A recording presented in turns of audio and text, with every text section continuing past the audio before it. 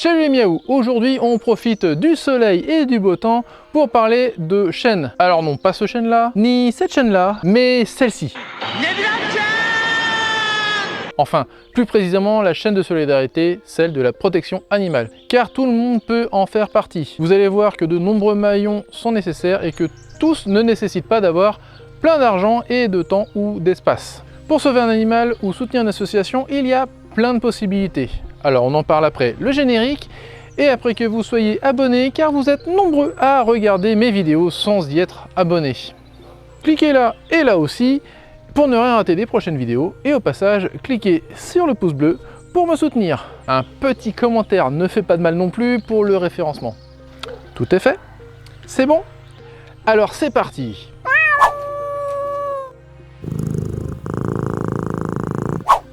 Pour vous présenter les différents maillons de la chaîne de solidarité, je vais vous raconter une petite histoire. Cette histoire est fictive, mais elle rassemble toutes ces histoires que l'on peut avoir dans le domaine de la protection animale. Donc si vous entendez un petit peu de bruit autour de moi, c'est normal, je suis dehors, donc on profite de la campagne. Alors c'est un jour ensoleillé, comme celui-ci, qu'une personne découvre un chat mal en point. Elle ne détourne pas le regard et donne l'alerte. Elle est le tout premier maillon d'une chaîne de solidarité qui va tout faire pour sauver ce pauvre animal. Elle essaye la mairie, la fourrière et les associations. En effet, cette personne ne peut secourir elle-même cet animal comme cela arrive très souvent.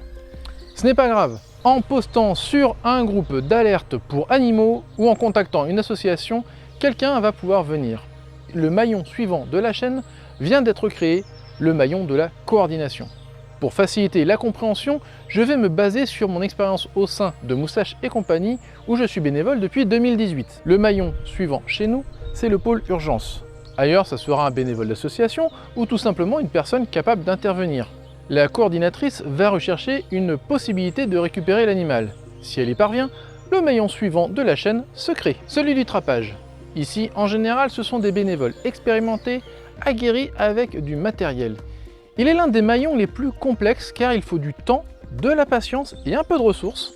Véhicule, argent pour le matériel si vous êtes en freelance, de l'argent pour le carburant. Évidemment, parfois c'est facile car le chat se laisse faire, mais la majorité du temps, il faudra user de ruse et de patience. Pour l'avoir effectué moi-même, croyez-moi, si parfois c'est simple, comme je vous le raconte ici avec Mamie Bella, parfois c'est des nuits entières à attendre que l'animal rentre dans la trappe.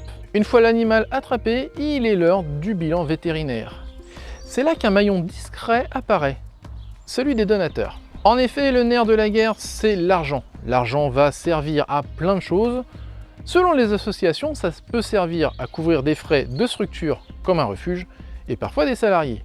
Mais dans tous les cas, la majorité de l'argent va servir au bien-être des animaux. Chez Moustache et compagnie, c'est 0 salarié et 0 structure. 100% de dons servent donc exclusivement aux soins des animaux. Ce maillon est tout aussi important que les autres car il est indispensable. Du coup, cela nous conduit au maillon suivant, celui des familles d'accueil.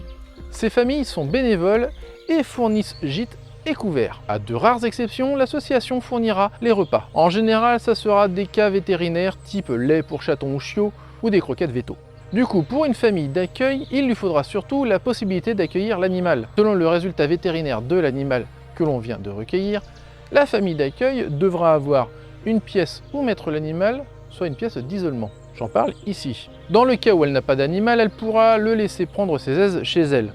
Vous voyez, pour les familles d'accueil, il y a plein de possibilités selon vos capacités, votre temps disponible, car parfois il est nécessaire de faire des soins ou d'aller chez le veto régulièrement pour un suivi. Et vos ressources financières, car la litière et les croquettes, ça reste un budget à ne pas négliger, surtout par les temps qui courent. N'hésitez pas à vous proposer auprès des associations autour de chez vous et de voir avec elles leur fonctionnement et ce que vous pouvez apporter pour les aider. Chez Moustache et compagnie, en Bretagne, on fait ce que l'on appelle des prévisites, que ce soit pour les familles d'accueil aussi pour les adoptions. Et là, un nouveau maillon existe, ceux qui font les prévisites. À quoi cela sert? Et à évaluer la possibilité d'accueillir un animal, l'adéquation entre le logement et le type d'animal qui pourrait y séjourner. Voir avec la future famille si tout est sécurisé, si l'animal aura de quoi s'épanouir et être nourri. Que ça soit pour une famille d'accueil ou une famille d'adoption, cela fonctionne pareil. Il se peut qu'après un certain temps dans sa famille d'accueil, le chat doit changer de famille d'accueil. Cela peut être pour un tout un tas de raisons que je ne vais pas détailler car cela serait bien trop long et ce n'est pas l'objet de la vidéo. Et du coup, l'animal doit être transféré et un nouveau maillon apparaît, celui du covoiturage. En effet, il arrive que des animaux doivent transiter entre familles, mais parfois aussi entre associations. En Bretagne, l'association Urgence Fourrière de Bretagne s'évertue à sortir des animaux de fourrière. En effet, ceux-ci, passés un délai de 7 jours, doivent quitter la fourrière. Cependant, il arrive trop souvent que les refuges avec lesquels elles travaillent soient saturés. Cela a pour conséquence l'euthanasie des animaux pour éviter la surpopulation. C'est là que l'association UFB entre en action et se bat pour placer les animaux soit chez des adoptants, soit sous contrat association avec elles, soit envoyés dans des associations partout en France et même parfois hors de France. Et par conséquent, il faut parfois une logistique de folie pour faire sortir et transporter les animaux. Et c'est là que le maillon covoiturage se crée.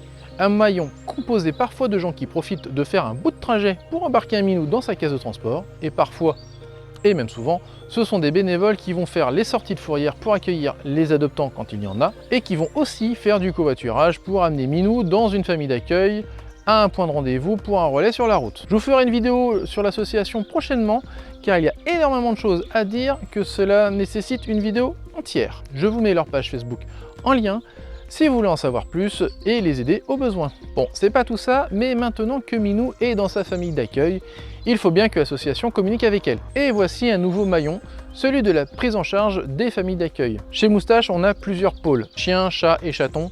Chaque pôle s'occupe de ses familles d'accueil. Le pôle famille d'accueil est là pour soutenir, accompagner la famille d'accueil et la conseiller aux besoins. Elle se chargera également de faire les bons de prise en charge pour les visites vétérinaires. Vous vous doutez que plus il y a de familles d'accueil et plus il faut de personnes pour les accompagner. Ici, il faudra surtout du temps à consacrer à l'association. Minou est là depuis un moment et il est en parfaite santé désormais. Il est temps pour lui de trouver sa famille pour la vie. Et là encore, des bénévoles s'affairent pour trouver la perle rare. Chez nous, c'est le pôle adoption qui s'y colle. Des bénévoles qui donnent de leur temps pour aider Minou à trouver sa famille. Et vous allez me dire, mais comment les associations trouvent tout cela? Argent et humain. Eh bien, notre maillon vient d'arriver, celui de la communication. Ces bénévoles font connaître l'association, lancent des campagnes de recrutement et de levée de fonds, organisent même des collectes en partenariat avec des magasins, parfois même des tombolas, des soirées dansantes avec des buffets dont l'argent récolté servira à faire vivre l'association, également des vides-greniers. Et j'en profite pour vous parler du prochain événement qui aura lieu, le Moustache Show. Un événement en live sur Twitch durant 3 jours. Retrouvez 23 streamers bénévoles qui vont tout faire pour récupérer un maximum d'argent pour soutenir l'association dans une période compliquée qu'est celle des chatons.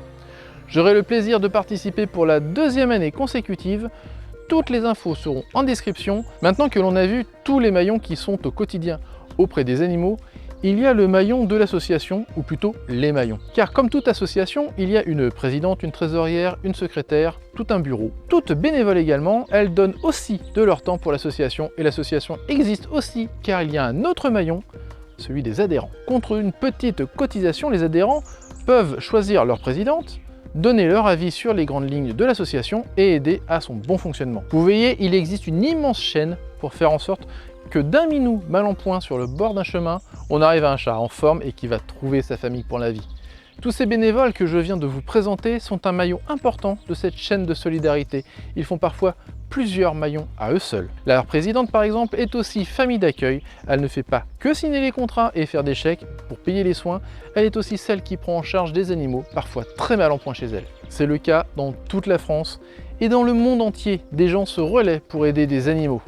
Que ça soit d'un simple insecte au plus gros des animaux, tous les maillons que je vous ai présentés existent d'une façon ou d'une autre. Selon ce que vous pouvez consacrer, il y a un maillon pour vous. Du temps, vous pouvez être dans un pôle, au bureau d'une association, vous avez de l'argent, vous pouvez faire un don. Celui-ci sera déductible à 66% de vos impôts. Vous adhérez à une association. Pour connaître l'association la plus proche de chez vous, visitez le site secondechance.org, le lien sera en description. Vous avez la possibilité d'accueillir? Eh bien, devenez famille d'accueil. Vous vous déplacez souvent? Faites du covoiturage. Regardez sur les pages d'entraide d'animaux sur Facebook, vous pourriez aider un animal à traverser le département ou même la France. Il y a tant de possibilités, vous pouvez faire la différence. Regardez la personne qui a donné l'alerte, elle a pris quoi?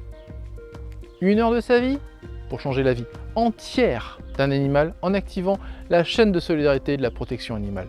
Alors faites comme toutes ces personnes, faites comme moi, et contacter l'association la plus proche pour savoir comment vous pouvez l'aider. Quant à moi, je retourne filer le biberon au chaton, je vous propose de regarder l'une ou l'autre de ces vidéos, et je vous retrouve la semaine prochaine pour une nouvelle vidéo. D'ici là, portez-vous bien. Salut!